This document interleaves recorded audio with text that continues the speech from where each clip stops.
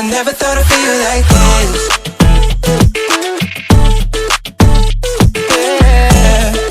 आरन कहते हैं hello mister किम, क्या मैं आपसे 2 मिनट बात कर सकता हूँ? वी कहते हैं कौन है आप? मैं आपको नहीं जानता। आरन कहते हैं कि मैं मिस्टर जॉन जंगकुक का मैनेजर हूँ और मुझे आपसे कुछ बात करनी है। वी बहुत ही गुस्सा हो जाते हैं, कहते हैं बाहर निकलो यहाँ से, मुझे तुमसे कोई बात नहीं करनी। और उस बेवकूफ से कहना कि मेरा उससे कोई लेना देना नहीं है, और उस बेवकूफ से ये भी कह देना कि मैं उसकी शिकायत जरूर करूँगा। आरन कहते हैं कि मुझे पता है कि आप उससे बहुत ही नाराज हैं, लेकिन प्लीज एक बार आप मेरी बात सुन लीजिए, हमें इस समस्या का हल तो निकालना ही होगा। प्लीज एक बार आप मेरी बात सुन लीजिए, उसके बाद बेशक आप उसकी शिकायत कर दीजिएगा।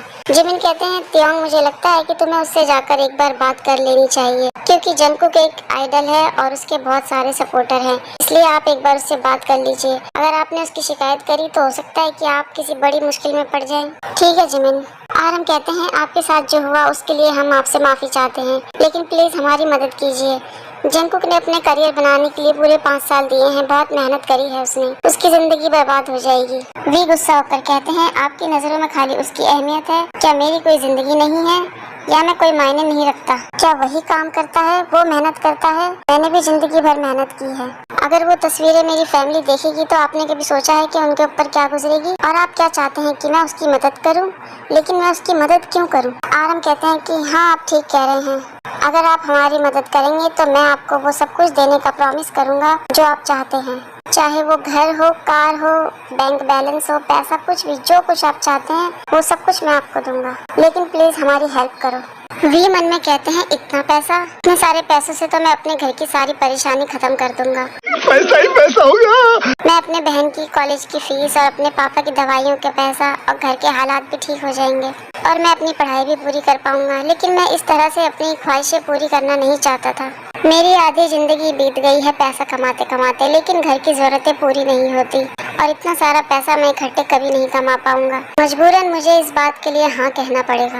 वे कहते हैं हाँ ठीक है, लेकिन आपने जो प्रॉमिस किया है वो आपको पूरा करना होगा। आरम कहते हैं कि ठीक है, आपको चिंता करने की बिल्कुल जरूरत नहीं है, आप जो चाहेंगे मैं आपको वही दूंगा, बस आप मेरी हेल्प कीजिए। जेके वी से कहते हैं कि हमारी हेल्प करने के लिए थैंक यू। वी कहते हैं मैंने आपकी हेल्प नहीं की है, मैंने इस मौके का फायदा उठाया है और आपको तो मैं कभी भी माफ नहीं करूंगा। वी मन में कहते हैं कि मुझे लगता है इस बात के लिए मुझे बाद में बहुत ही पछताना पड़ेगा, क्योंकि अब तक ये खबर तो मेरे घर पर भी सबको पता चल गई होगी, लेकिन मुझे अपने आप को मजबूत बनाना पड़ेगा। दूसरी तरफ वी की फैमिली को भी ये बात पता चल जाती है। हर कोई मेरे बेटे के बारे में बात कर रहा है, वो अब मेरा बेटा नहीं है और मैं उसका चेहरा भी देखना नहीं चाहता। वी की मॉम रोते हुए कहती है त्योंग ने ऐसा क्यों किया, उसने हमारे बारे में क्यों नहीं सोचा? तभी वहाँ पर वी आ जाते हैं और वी के पापा वी को बड़ी जोर की एक थप्पड़ मारते हैं। तुम अब तक कहाँ थे? क्या तुम उस लड़के के घर पर थे? तुमने मेरी सारी इज्जत मिट्टी में मिला दी।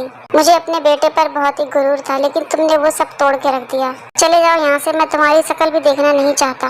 वी रोते हुए कहते हैं कि प्लीज मुझे माफ कर दीजिए, लेकिन मैं अपने दिल की बात सुनना चाहता था। वी के पापा कहते हैं निकल जाओ मेरे घर से, और जब तक मैं जिंदा हूँ यहाँ पर वापस लौट कर आने की हिम्मत मत करना तुम। वी रोते हुए कहते हैं सॉरी, मुझे माफ कर दो, लेकिन मैं आप सब लोगों से बहुत प्यार करता हूँ, और कह के वी चले जाते हैं। साला ये दुख का खत्म नहीं होता बे।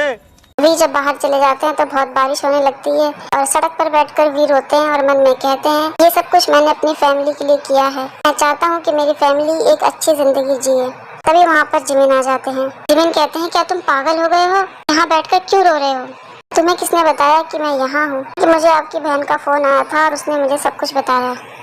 आपने मुझसे कहा था कि ये सब बातें झूठ है, तो कंपनी ने ये सब बातें सच कैसे कर दी? और आपने तो कहा कि आप उसके बॉयफ्रेंड नहीं हैं, क्या उसने आपको धमकी दी है? वी कहते हैं नहीं, उसने मुझे कोई धमकी नहीं दी, मैंने ही इस बात के लिए हाँ कहा है।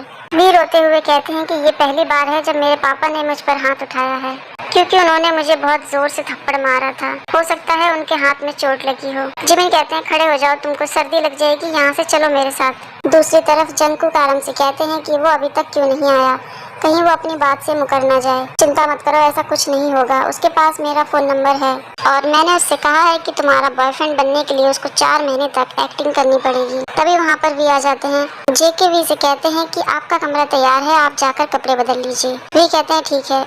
उसके बाद जेके मन में कहते हैं कि चेहरे पर चोट लगी है या मैंने कुछ गलत देख लिया। जेके फिर कहते हैं रुको, आपके चेहरे पर ये चोट कैसे लगी है, क्या आपको किसी ने मारा है? वी कहते हैं किसी ने कुछ नहीं किया, तुम यहाँ से बाहर जाओ, मुझे कपड़े बदलने हैं। मुझे पता है कि तुम मुझसे बहुत नफरत करते हो, लेकिन मुझे उम्मीद है कि तुम एक दिन मुझे माफ कर दोगे। वी अपने मन में कहते हैं, तुम क्या जानो मेरे फीलिंग के बारे में। के बाद वी उस पल को सोचते हैं जब उन्होंने जिमिन से बात की थी, और वो जिमिन को बताते हैं कि मेरे पास 2 वजह थी इस बात को हाँ करने की। पहला कारण तो ये था कि मैं अपने परिवार को वो सब कुछ देना चाहता था जो मैं उन्हें नहीं दे पा रहा था। जिमिन कहते हैं, और दूसरी वजह क्या थी, तुम मुझे सब कुछ बता सकते हो ताई। वे कहते हैं कि मुझे प्यार हो गया है। मुझे पता है कि ये बहुत ही बेवकूफ़ी वाला सवाल है, लेकिन जब भी मैं उस पल को याद करता हूँ तो मेरे दिल की धड़कनें बहुत तेज हो जाती हैं। उस रात जब उसने मुझे किस किया तो मैं चाहता तो उसको धक्का दे सकता था, लेकिन पता नहीं क्यों मेरे हाथ ही नहीं उठे उसे धक्का देने के लिए। लेकिन फिर भी मैंने उसको अपने से दूर किया और उसको थप्पड़ मारा। मैं समझता हूँ कि मैंने उसको थप्पड़ इसलिए मारा क्योंकि मुझे गुस्सा आया था। जब उसने मुझे किस किया तो उस पल में कुछ तो ऐसा था कि मुझे उससे प्यार हो गया। जिमिन कहते हैं, तियोंग मैं तुम्हें अच्छी तरीके से समझता हूँ, लेकिन तुम जानते हो कि तुम्हारे और मेरे नसीब में प्यार नहीं है, क्योंकि हम कभी भी कबूल ही नहीं कर पाते। के बाद जेके वी से कहते हैं, मैं कपड़े बदलने जा रहा हूँ और जब आप कंपनी जाएंगे तो आपको सारे पैसे वहाँ पर मिल जाएंगे। हो सकता है कि वहाँ पर बहुत सारे मीडिया वाले हों, लेकिन आपको कुछ भी करने की जरूरत नहीं है, मैं सब कुछ ठीक कर दूंगा। मैं आपसे फिर से माफी मांगता हूँ कि मैंने बहुत बड़ी गलती की है, प्लीज मुझे माफ कर दो। वे अपने मन में कहते हैं, तुमने सबसे बड़ी गलती तो ये की है, तुमने मेरा दिल चुरा लिया है।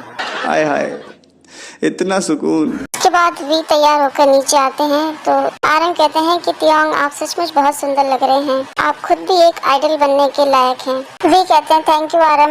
आरम कहते हैं, कल आप दोनों का टीवी इंटरव्यू है, लेकिन आपको चिंता करने की जरूरत नहीं है क्योंकि आपके साथ जंगकुक है और जंगकुक को पता है कि उसे क्या कहना है। आपको सिर्फ उसके साथ रहकर उसकी हाँ में हाँ मिलाना है बस। वी कहते हैं कि आपको मेरी चिंता करने की जरूरत नहीं है क्योंकि मैं बहुत ही अच्छा एक्टर हूँ और मैं बहुत अच्छे से एक्टिंग कर सकता हूँ। आरम कहते हैं, ये तो बहुत ही अच्छी बात है, तो चलो अब हमें यहाँ से चलना होगा। फिर जंगकुक कहते हैं कि मुझे लगता है कि मेरे फैंस आपको देखेंगे तो उनको आपसे प्यार हो जाएगा क्योंकि वाकई में आप बहुत ही सुंदर लग रहे हैं। वी कहते हैं, थैंक यू, लेकिन मुझे ऐसा नहीं लगता कि ऐसा कुछ होगा। वो लोग तो मुझसे नफरत करते होंगे क्योंकि उन्हें ये लगता है कि मैं आपका बॉयफ्रेंड हूँ। उसके बाद तीकू हॉबी के शो में जाते हैं तो बताइए इन फोटो में कितनी सच्चाई है। जेके कहते हैं कि मैंने हमेशा आप लोगों से कहा है कि मेरा किसी सिंगर या एक्टर के साथ कोई भी अफेयर नहीं है।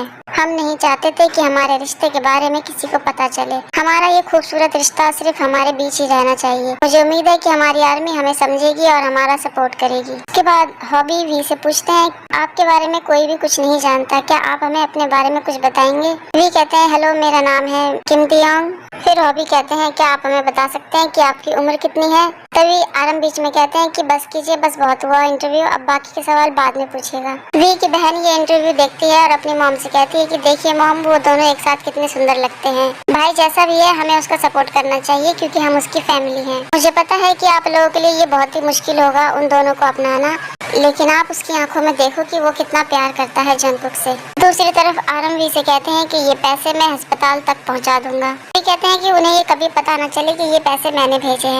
ये बताना कि ये पैसे चैरिटी की तरफ से है। अगर मेरे पापा को ये पता चला कि ये पैसे मैंने भेजे हैं तो वो कभी नहीं लेंगे।